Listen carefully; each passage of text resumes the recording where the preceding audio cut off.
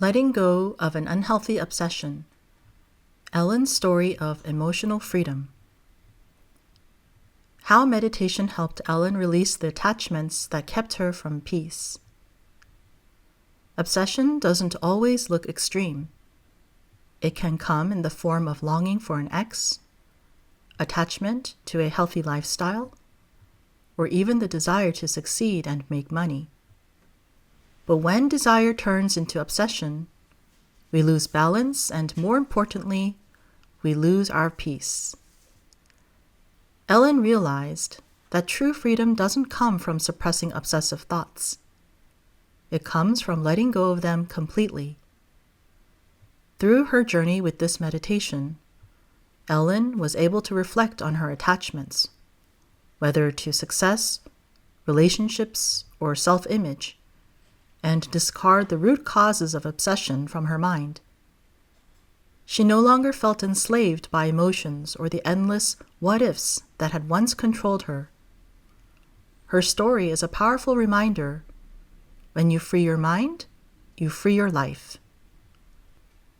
Testimonial: letting go of an unhealthy obsession.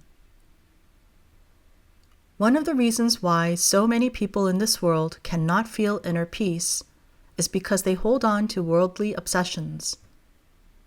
Obsession can come in the form of love with regards to spouse or in the form of hate for an ex-spouse. It can come in the form of greed for people seeking wealth or status, or vanity for people seeking external beauty and attachments to their body. There are even people who have healthy habits, but because they have such a strong attachment to being healthy, it becomes detrimental for them as an obsession. Whenever we seek too much of something, it can become an obsession, and as long as we are obsessed with that something, we can never have peace within. The sad truth is, the more you are obsessed with something, the harder it is to be satisfied with it. Think of your friend, the one that keeps talking about their ex. Although they may feel hatred for their ex, they cannot stop talking about them because that part of their brain is obsessed with them. This is what it means to live as a slave to your emotions. Repressing obsessive thoughts with therapy, medication, or willpower is futile. It does not work because those thoughts are still passively moving in the brain. They are not gone, just pushed down. With meditation, there is a way to stop pushing those thoughts down. There is a way to bring them to the surface, and then completely set them free from the mind altogether. When we are free from the obsessive mind, we can truly achieve inner peace. Obviously, your friend knows that this is an unhealthy person in their life, and they know they should move on, but their minds have been overtaken by this thought, this obsession, and it cannot let go of the thought, what if? I too had my own obsessions. I had certain desires and wants which cycled through chronic obsessive patterns of thought. The best thing that ever happened to me was trying this meditation. I learned to stop living as a slave to my emotions once I discarded my obsessions. My strong attachments gradually disappeared. My anxiety about money also disappeared.